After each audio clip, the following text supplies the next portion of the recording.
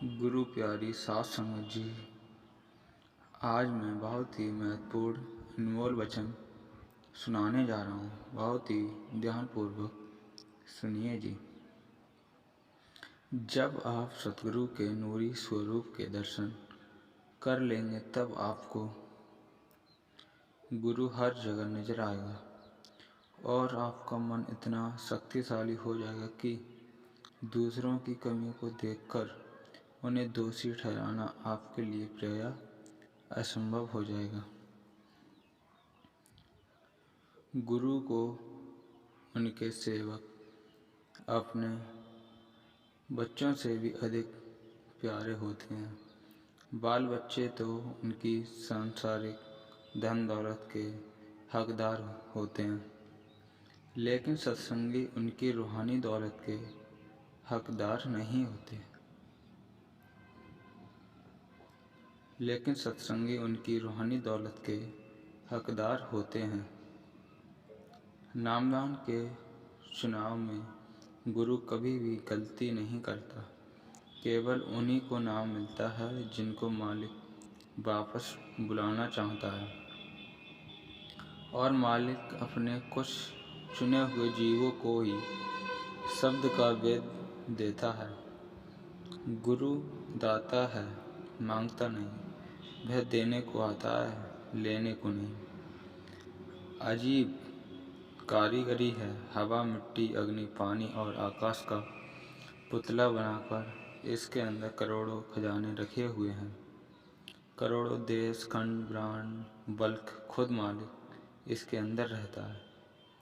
अंदर चढ़ो और देखो कि अकाल पुरुष ने तुम्हारे अंदर क्या क्या रखा है। लेकिन हम मन के मुरीद शिष्य हैं, मुर्शिद सतगुरु के मुर्शिद नहीं।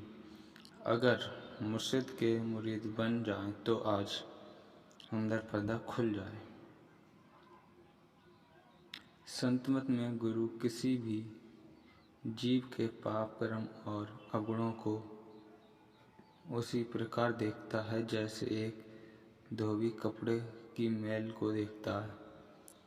उसकी नज़र कपड़े पर होती है, मैल पर नहीं। उसका लक्ष्य कपड़े को किसी भी तरह साफ करना है। गुरु सर्वप्रथम सत्संग द्वारा जीव को सुधारने की कोशिश करता है। अगर यह तरीका असफल रहता है तब निर्धनता, दुख तथा बीमारियों रूपी साबुन लगाता है। अगर इन उपायों से भी काम नहीं बनता तो वह शिष्य को दूसरा जन्म दे देता है और गुरु उस समय तक चैन से नहीं बैठता जब तक कि वह अपने शिष्य को धूर्धाम तक नहीं पहुंचा देता। सद्गुरु शब्द केवल ये दो ही जीव के सच्चे साथी हैं जो कि यहाँ और इसके बाद भी साथ रहते हैं। से सभी संबंधी स्वार्थ के संगी होते हैं और उनका प्यार हमें इस दुनिया में वापस लाता है। गुरु जैसा शुभचिंतक अपने सेवक के जीवन में आने वाली घटनाओं की देख कर बेपरवाह कैसे रहता है।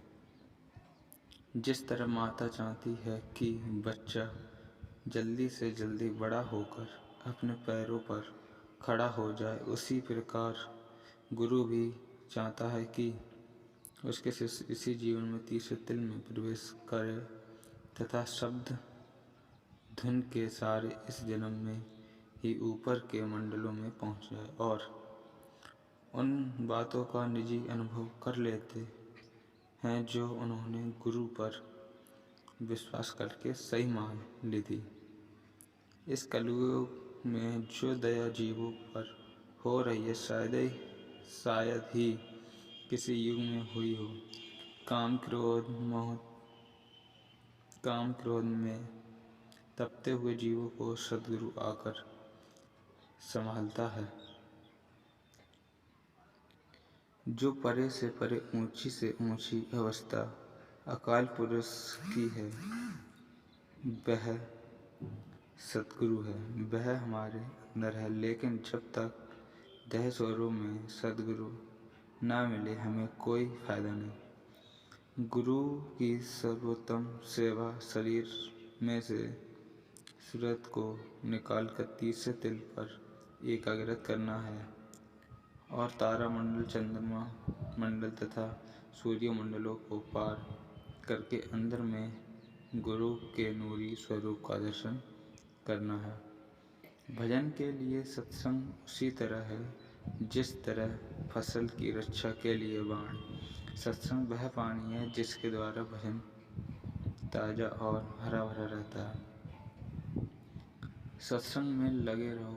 अगर सुलगती आग को फूंक मारते रहोगे तो किसी न किसी दिन भड़क ही जाएगी।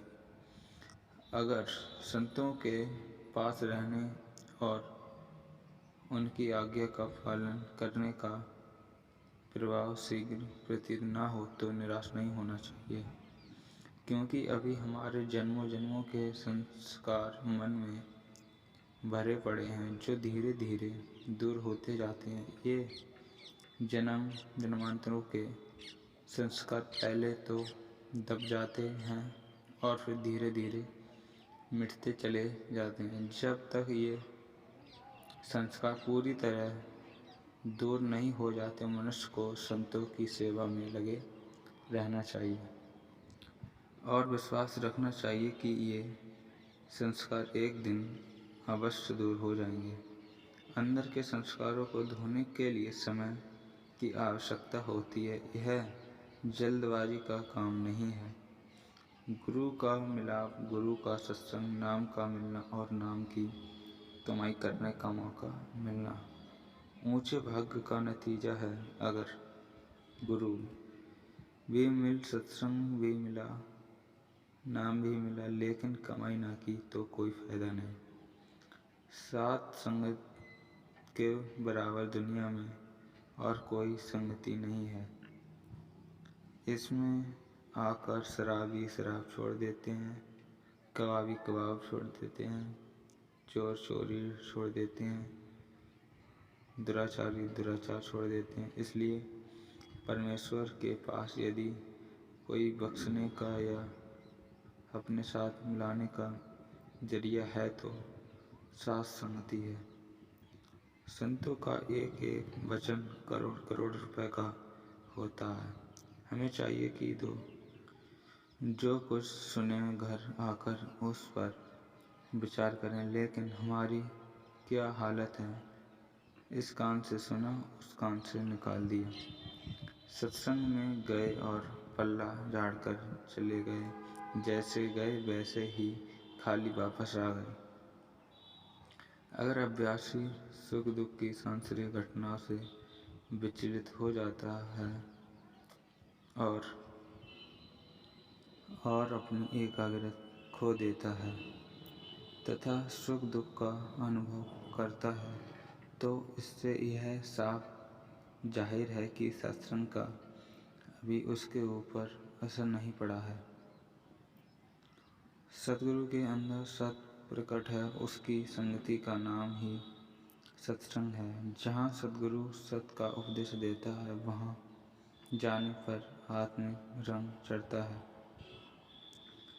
जब जल के सरोवर के किनारे बैठने से शीतलता और अग्नि के पास बैठने से गर्मी आती है, तो रूहानी बादशाह के पास बैठने से उनका रंग क्यों नहीं चढ़ेगा।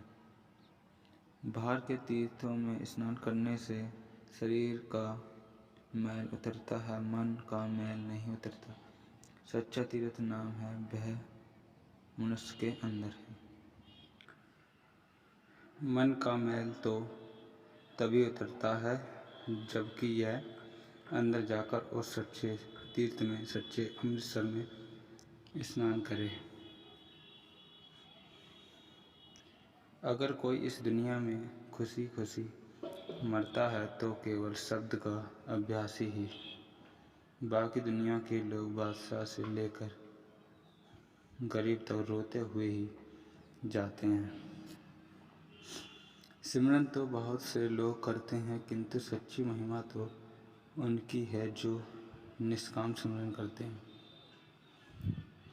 जो कुछ पूरा गुरु हुक्म दे वही भजन सिमरन है। जिस प्रकार हमारे लिए घर के सब कार्य आवश्यक हैं, इसी प्रकार मालिक का भजन भी जरूरी है।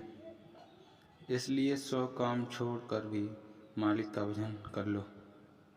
मुक्ति के 3 साधन हैं, सिमरन, ध्यान और धुन। इन तीनों में से हर समय एक न एक सत्संगी के अंदर जरूर होना चाहिए। कैसी भी समस्या क्यों न आ जाए, कैसे भी हालात क्यों न हो, भजन में कभी भी मना नहीं करना चाहिए। भजन करना जवानी की मौत मरना है। यह कायरों और कमजोरों का काम नहीं।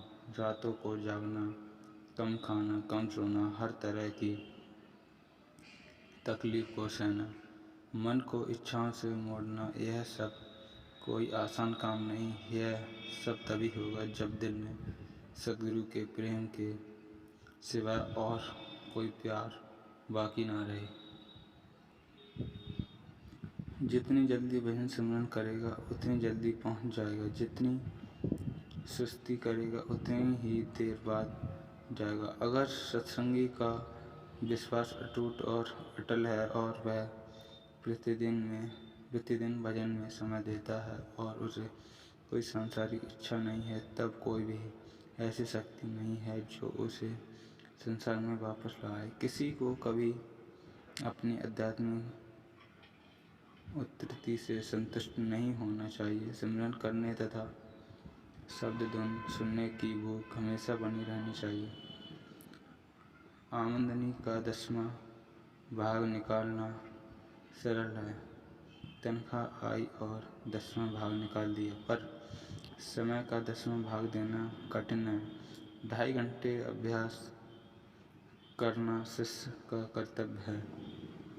अगर अधिक समय देगा तो अधिक बल मिलेगा। बीमारी भजन में बाधा डालती है, लेकिन इसका यह मतलब नहीं है कि हम लोग कोशिश करना छोड़ दें। शब्द धुन बीमारी के समय बंद नहीं होनी चाहिए। भजन करना और शब्द धुन सुनना आत्मा का काम है और आत्मा कभी बीमार नहीं होती। रोग शरीर को ही लगता है। वास्तव में बीमारी के समय परमात्मा की विशेष कृपा होती है।